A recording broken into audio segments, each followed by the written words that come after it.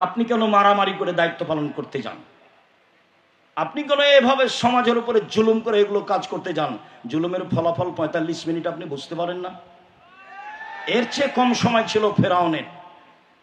জুলুম যত বেশি হবে, ধ্বংস হওয়ার সময় তত কম হবে।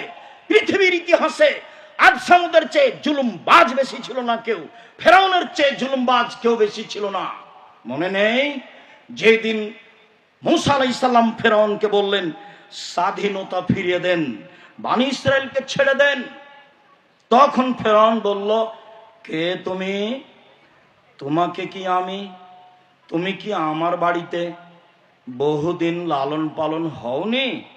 শিশুকালে কি আমি তোমাকে লালন পালন করিনি? তুমি যা করেছো তা করেছো, তুমি এক থাপ্পড়ে মানুষ মেরেছো, তুমি বড় অকৃতজ্ঞ।